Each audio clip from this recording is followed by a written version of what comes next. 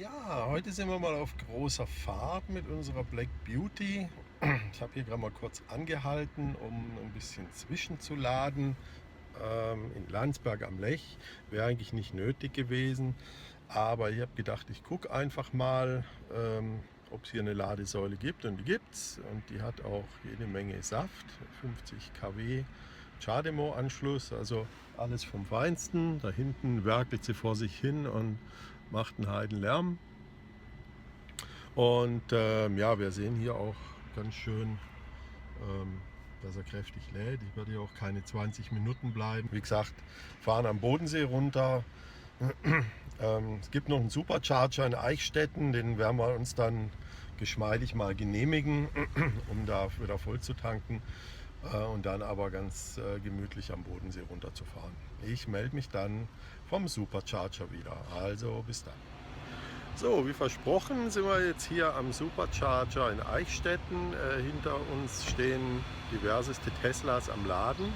Ich hätte eigentlich gar nicht laden müssen.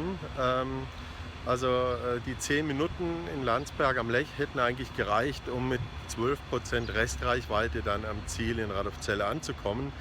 Aber ich wollte es mir natürlich jetzt nicht nehmen lassen, auch mal kurz hier beim Supercharger vorbeizuschauen. Und jetzt gucken wir mal schnell, was das heißt, wie lange wir hier eigentlich theoretisch stehen müssten. Wir haben aktuell 140 Kilometer auf der Uhr. Wir laden hier mit 282 Kilometer pro Stunde. Er sagt 40 Minuten verbleibend, aber so viel wollen wir gar nicht. Ich denke, ich lade jetzt hier wieder voll, bis ich 200 auf der Uhr habe. Und dann kommen wir also ganz locker flockig an unser Ziel und haben dann noch jede Menge Ladung übrig, wobei im Hotel die uns ja schon extra einen Ladeanschluss gelegt haben, dass wir dort dann entsprechend auch laden können. Ja, hier auf der anderen Seite vom Supercharger, da lädt die Konkurrenz sozusagen. Das sind also die Ladesäulen von diesem SLAM-Projekt, das da vor einigen Monaten erfolgreich zu Ende ging. Und da sieht man zum Beispiel, also hier ist eine Säule, die hat alle 3 Anschlüsse, die hat einen sogenannten CCS-Anschluss, die hat einen CHAdeMO und einen Typ 2 Anschluss. Da steht jetzt nicht SLAM drauf auf der Säule, während dann hier drüben, das ist also ein Charger, der hat, wie man unschwer sieht, nur einen CCS und nur einen Typ 2 Anschluss. Da steht jetzt SLAM, Schnellladenetz für Achsen und Metropolen. So, die Frage ist jetzt natürlich, warum ist an dem einen Charger noch ein dritter Anschluss dran? Das ist ganz einfach, weil der natürlich für japanische Autos ist hauptsächlich, und die wollte man natürlich nicht zwingend mit deutschen Steuergeldern laden, und deshalb hat also die echte SLAM-Säule nur 2 Lader, benachteiligt somit die Japaner, und die andere hat eben 3. Da kann dann auch ein Nissan Leaf zum Beispiel laden oder auch ein Tesla mit einem entsprechenden CHAdeMO-Adapter. Aber wir haben ja natürlich unseren fantastischen Supercharger,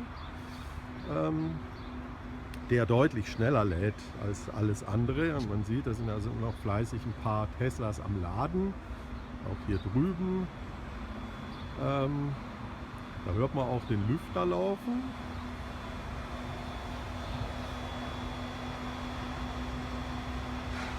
Denn die Akkus, die werden natürlich gekühlt während des Ladens, damit sie lange halten.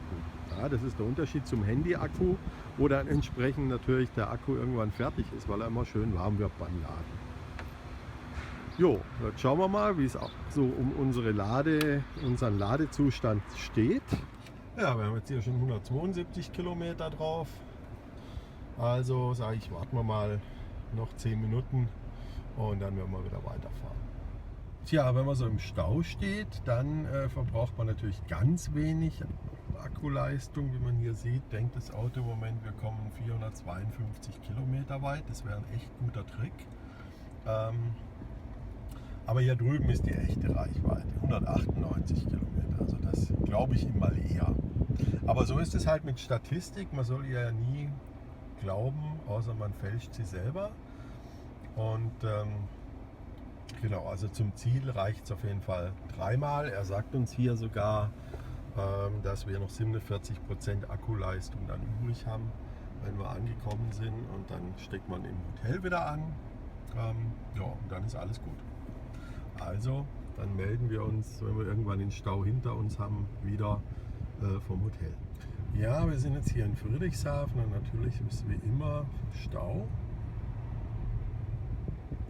Das Navi sagt uns, wir kommen in einer Stunde 22 Minuten an. Das ist mal ein Wort für 45 Kilometer. Also da erwartet uns wohl noch einiges auf der Strecke. Das Gute ist, wir haben dann auch immer noch 45% Reichweite, wenn wir angekommen sind. Ja, jetzt sind wir hier also im Hotel K99 in Radolfzell. Ganz neue Tiefgarage, wie man unschwer sieht. Auch noch nicht so viel los. Der Elektriker hat uns jetzt hier mal schon eine entsprechende Kabeltrommel hin. Und da laden wir jetzt auch und das ist alles super. Funktioniert. Und somit sind wir dann morgen auch wieder vollgeladen.